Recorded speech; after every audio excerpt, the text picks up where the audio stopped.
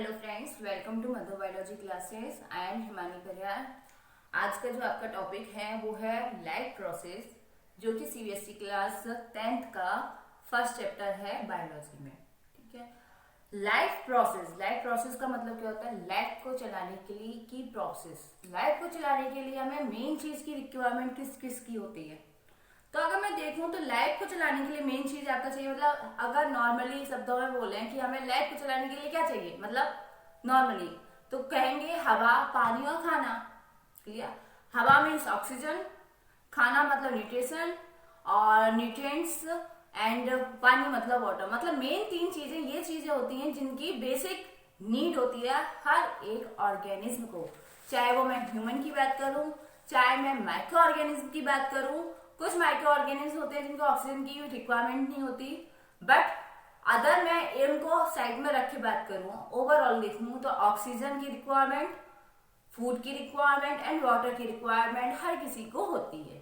ठीक है, तो लाइफ की प्रोसेस के लिए यानी कि लाइफ को चलाने के लिए हमें काम करने के लिए या चलने के लिए भी बात करूं, चाहे सोने की बात करूं, किसी भी चीज के लिए उसकी रिक्वायरमेंट सबसे मेन चीज होती है एनर्जी। जब तक आपको एनर्जी नहीं मिलेगी तो आप काम कैसे करोगे? तो वो जो एनर्जी वो मिलती है हमें कहां से मिलती है? वो मिलती है फूड से।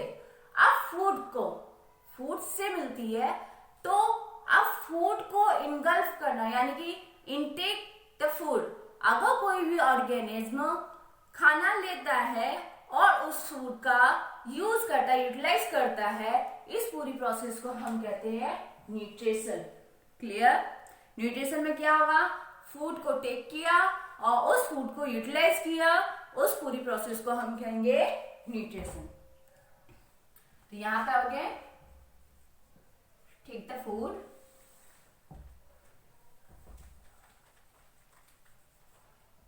And utilized it. क्लियर?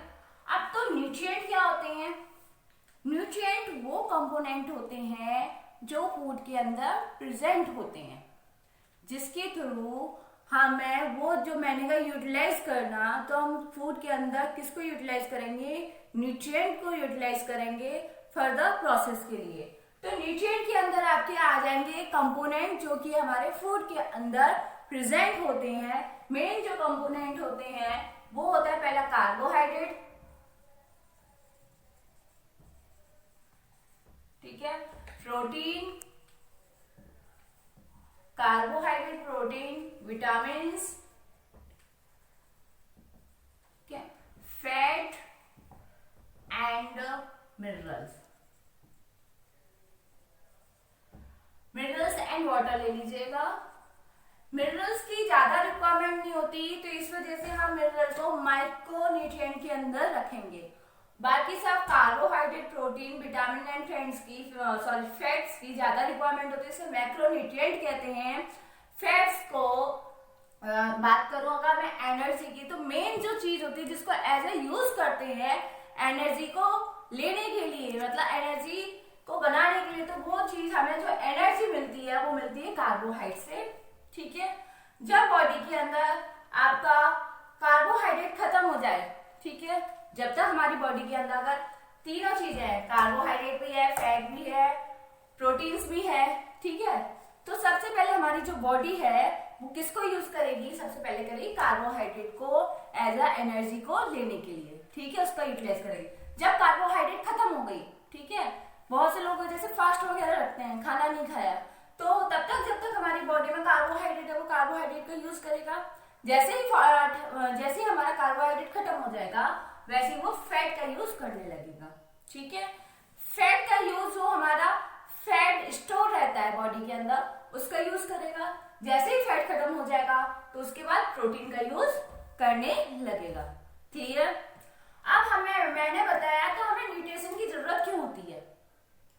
ऐसी बात है, बिना किसी रीजन के हम यहाँ सोच के एक गिलास पानी नहीं ले सकते, तो भाई खाने का कष्ट क्यों कर रहे हैं? तो वो क्या रीजन है? हमारी पूरी प्रोसेस को चलाने के लिए, बोलने के लिए, चलने के लिए, फिरने के लिए, इवन सोने तक के लिए हमें एनर्जी की रिक्वायरमेंट होती है। ठीक है, वो जो एनर्जी है वो हमें कहां से मिलती है? न्यूट्रिएंट्स हमें वो प्रोवाइड करते हैं। अब यहाँ पे जो एनर्जी है एज अ एटीपी, हमारे सेल के अंदर जो भी ग्लूकोज वगैरह बन रहा है उसका यूटिलाइज करके हम एटीपी पर जनरेट करते हैं और वो एटीपी का यूज करते हैं फर्दर एक्टिविटीज को करने के लिए। क्लियर? अब बात आती है mode of nutrition. Mode of nutrition, mode of nutrition की बात करूं तो मेन मोड ऑफ न्यूट्रिशन दो टाइप के होते हैं। पहला हो गया आपका ऑटोट्रॉफ और सेकंड हो गया आपका हेटेरोट्रॉफ्स।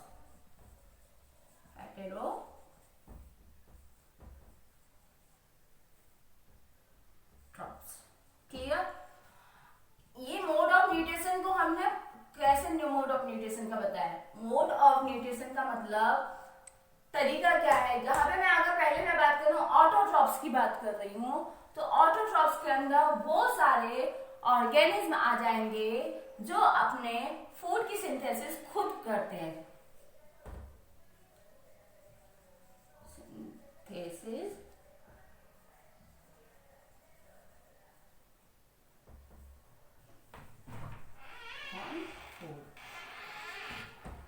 ठीक है, तो ऑटोट्रॉफ्स के अंदर वो आ जाएंगे जो अपना खाना खुद ही बनाते हैं। सबसे अच्छा एग्जांपल है प्लांट्स एंड एल्गी।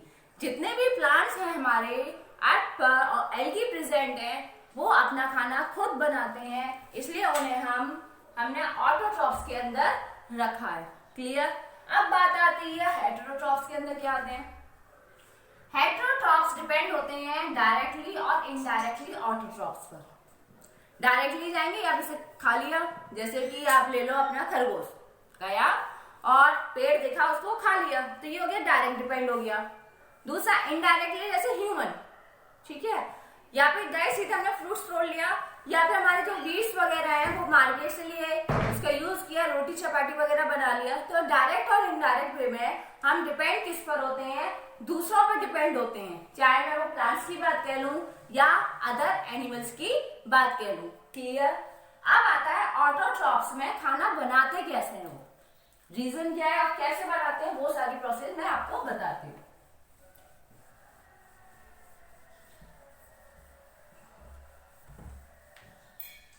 ऑटोट्रॉफ्स में जो अपना खाना सिंथेसिस करते हैं यानी फूड जो सिंथेसिस करते हैं उस प्रोसेस को हम कहते हैं फोटोसिंथेसिस।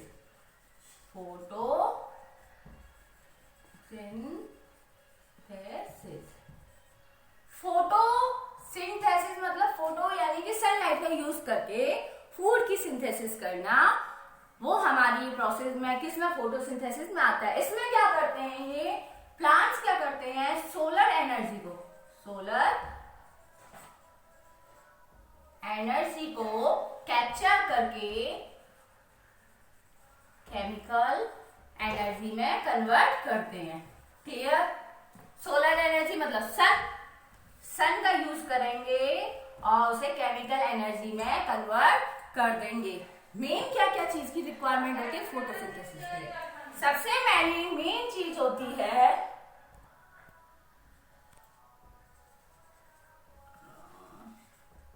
Material for photosynthesis. अब रॉ मटेरियल क्या क्या होता है फोटोसिंथेसिस के लिए, ठीक है। वैसे अगर मैं क्या क्या चीज चाहिए वो चीज देखो, पहले चाहिए मुझे सनलाइट। बिना सनलाइट के फोटोसिंथेसिस की प्रोसेस नहीं होगी। सेकंड मुझे जो चाहिए वो कार्बन डाइऑक्साइड चाहिए, गैस। थर्ड जो चाहिए मुझे वाटर चाहिए यानी कि H2O, ठीक है। फोर्थ मुझे चाहिए यानी कि आपका क्लोरोफिल।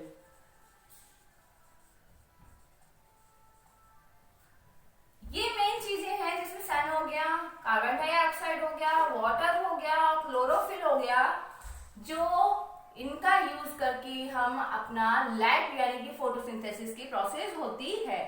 इसमें क्या होगा, ऑटोट्रॉफ्स यानी कि आपके ऑटोट्रॉफ्स सिंपल इनऑर्गेनिक का यूज करके, यूज ऑफ ऑर्गेनिक मटेरियल का यूज करके किस में कन्वर्ट करते हैं, कॉम्प्लेक्स कंपाउंड का फॉर्मेशन करते हैं। क्लियर।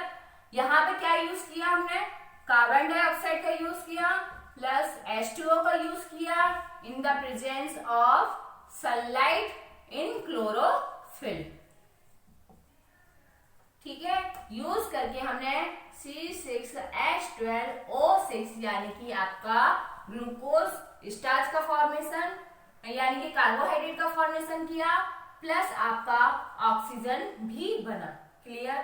तो ये एक नॉर्मली इक्वेशन है फोटोसिंथेसिस की। सनलाइट आपको मिलेगी कहाँ से, इन्वायरमेंट से सनलाइट है, मतलब सोलर रेडिएशन आई। कार्बन डाइऑक्साइड कहाँ से मिलेगा, कार्बन डाइऑक्साइड आपका मिलेगा कहाँ से, इन्वायरमेंट से मिलेगा, वहां से ये कैप्चर करेगा और ये जो कार्बन डाइऑक्साइड गैस है वो आपकी स्ट्रोमेटा के थ्रू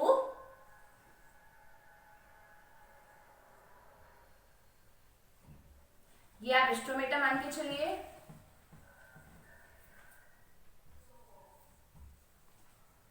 स्ट्रोमेटा के थ्रू आपकी जो गैस है वो एक्सचेंज होती है। यानी कि अगर कार्बन डाइऑक्साइड गैस अंदर आई प्लांट के अंदर तो बाहर ऑक्सीजन गैस जाएगी। अब ये क्या होता है, स्ट्रोमेटा आपके ओपन एंड क्लोज होते हैं। तो ये ओपन और क्लोज होते हैं, वो होते कैसे हैं, ये स्ट्रोमेटा के चारों तरफ गार्ड सेल्स प्रेजेंट होती हैं। कौन सी सेल्स प्रेजेंट होती हैं, गार्ड सेल्स। ठीक है, ये सेल्स क्या करती हैं, टर्जिट प्रेशर बनाती हैं जिसके थ्रू क्या होता है आपके स्ट्रोमेटा ओपन एंड क्लोज होते हैं। कैसे, अब क्या होगा, जैसे सपोज बैलून है, बैलून में अगर मैं वाटर डालूंगी तो वो फूलेगा, राइट। तो ऐसे ये सेल्स होती हैं जो आसपास की जो सेल्स होंगी वहां से आपका वाटर को एब्जॉर्ब करेंगी, एब्जॉर्ब करके इनका टर्जिट प्रेशर बढ़ेगा। ठीक है, प्रेशर बढ़ेगा जिसकी वजह से ये दोनों सेल्स या फिर ये सेल्स ओपन हो जाएंगी जस्ट लाइक दैट। क्लियर है, जैसे ही ओपन होंगी वैसे ही जो भी आपकी गैसेज है उसका एक्सचेंज करना स्टार्ट कर देंगी। क्लियर। अब क्लोज कैसे होंगी, सिंपल सी बात है, जैसे ही वाटर अंदर आया तो टर्जिट प्रेशर आपका इंक्रीज किया जिसकी वजह से ओपन हो गई। इसी का अपोजिट कर दो आप, कि अपोजिट कैसे, यानी कि आपका वाटर बाहर निकल गया तो ये श्रिंक हो जाएंगी, श्रिंक होंगी, वैसे ही ये आपकी जो स्ट्रोमेटा है वो क्लोज हो जाएंगे। क्लियर। तो इसी वजह से जो हमारी फोटोसिंथेसिस की जो प्रोसेस होती है वो आपकी डे के टाइम पर होती है। क्लियर। सनलाइट को कैप्चर करने का काम कौन करता है, यहाँ तो मैंने बता दिया, जो आपकी ऑक्सीजन और कार्बन डाइऑक्साइड गैस है वो एक्सचेंज हो रही है, वो स्ट्रोमेटा के थ्रू हो रही है। स्ट्रोमेटा ओपन कैसे होता है, क्लोज कैसे होता है वो भी बता चुकी हूँ। फिर आता है सनलाइट को कैप्चर करने का काम कौन करता है, सनलाइट को कैप्चर करने का काम करता है क्लोरोफिल। कौन, क्लोरोफिल। क्लोरोफिल के अंदर एंटीना पिगमेंट्स प्रेजेंट होते हैं जिसके थ्रू क्लोरोफिल ए या क्लोरोफिल बी, ये टाइप्स होगा क्लोरोफिल के, जो क्या करते हैं उस जो लाइट पड़ती है उसे कैप्चर करते हैं। क्लियर। तो ये जो काम है वो किसका है, सनलाइट का कैप्चर करने का काम होता है क्लोरोफिल का। सेकंड, क्लोरोफिल के ही अंदर आपकी जो प्रोसेस हो रही है पूरी फोटोसिंथेसिस की, वो क्लोरोप्लास्ट के अंदर होती है। ठीक है, ओवरव्यू में बता दूंगी, जैसे ही आपका क्लोरोफिल है डबल मेम्ब्रेन होता है, outer membrane and inner membrane. ठीक है, इसमें क्या होगा, आपके थैलेकॉइड्स प्रेजेंट होते हैं। जैसे सिक्के हैं, एक सिक्के को दूसरे सिक्के पे मिला दो तो 4-5 सिक्के ले लो, गिर्री बन जाती है। ठीक है, उनको हम थैलेकॉइड कहते हैं। क्लियर। और ये आपके लेमिना के थ्रू इनर मेम्ब्रेन से जुड़े हुए होते हैं। ठीक है, ऐसे एक नहीं बहुत सारे होंगे, कुछ यहाँ पर हैं, कुछ आपके थैलेकॉइड्स यहाँ पे प्रेजेंट होंगे, कुछ ऐसे ही आपके यहाँ पे प्रेजेंट होंगे, 3-4। ठीक है, ये आपकी क्लोरोफिल की स्ट्रक्चर है। ऐसे आपके बहुत सारे होंगे। ठीक है, ऐसे करके ऐसे जुड़े होंगे। तो देखिए क्लोरोफिल है ये, क्लोरोफिल प्रेजेंट का होता है, ग्रीन पार्ट में प्रेजेंट होता है। लीफ लेके चलो यहाँ पर, जिसमें आपका क्लोरोफिल प्रेजेंट है। क्लोरोफिल का एक स्ट्रक्चर टाइप का ले लिया है, जो जिसमें आपकी डबल मेम्ब्रेन होती है। बाहर की मेम्ब्रेन को आउटर मेम्ब्रेन कहते हैं और इनर की मेम्ब्रेन को, अंदर वाली मेम्ब्रेन को इनर मेम्ब्रेन कहते हैं। अब यहाँ पे मैंने बोला ग्रेनम, अगर मैंने कहा ये थैलेकॉइड है, मैंने कही 1 2 4 5 सिक्के मैंने लेके एक गिर्री बना ली, तो दैट इज कॉल्ड थैलेकॉइड। और अगर मैं एक सिक्का लिया तो इसे मैं बोलूंगी ग्रेनम। क्लियर?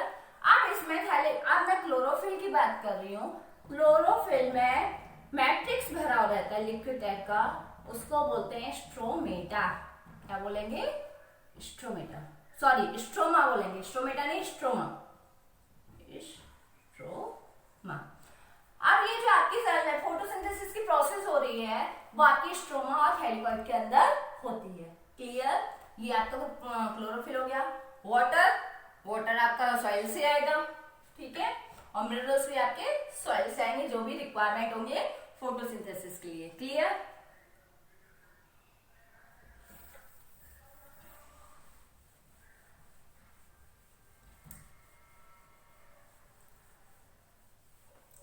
अब देखिए हमारी जो भी थी प्रोसेस, इसमें मैंने बोला क्लियर हो गया। सनलाइट कैसे यूज होती है, कार्बन डाइऑक्साइड कहां से आती है, वाटर कहां से आता है, और क्लोरोफिल का क्या काम होता है, और उसका वो प्रेजेंट कहां होता है, ये सारी चीजें बता दी। तो ये सारी मोस्टली जो प्रोसेस होती है आपकी लीफ के अंदर, ये सारी की सारी प्रोसेस फोटोसिंथेसिस की होती है। अब बात आती है फोटोसिंथेसिस की प्रोसेस होगी तो उसमें बनता क्या है। क्लियर?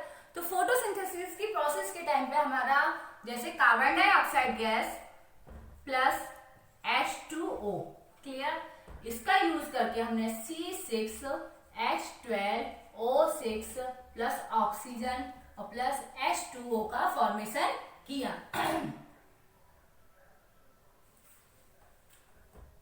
हाँ, ठीक है। तो मेन जो चीज थी, जो कंपोनेंट हमें मिला, वो जो चीज है जो हमें as a source of energy रखते हैं अपने पास, स्टोर फूड जो होता है प्लांट्स में, वो आपका स्टार्च होता है। क्या होता है? Starch, which is a carbohydrate. Clear? ये स्टार्च की तरह होता है, जो कार्बोहाइड्रेट होता है, इन्हें बैलेंस करेंगे तो आपके बनेगा। और सेकेंड जो अदर जो हमें मिलता है, वो हमें ऑक्सीजन मिलती है एंड वाटर, ठीक है, वो रिलीज होता है। वो ऑक्सीजन कहाँ होता है? ऑक्सीजन आपको इन्वायरमेंट में भेज दी जाती है, जो कि किसी स्टोमेटा के थ्रू एक्सचेंज की जाती है, और स्टार्च को प्लांट्स स्टोर करके रख लेते हैं। क्लियर? यहाँ तक कि आपकी फोटोसिंथेसिस की प्रोसेस है, जिसमें प्लांट्स का यूज करते हैं खाना बनाने के लिए।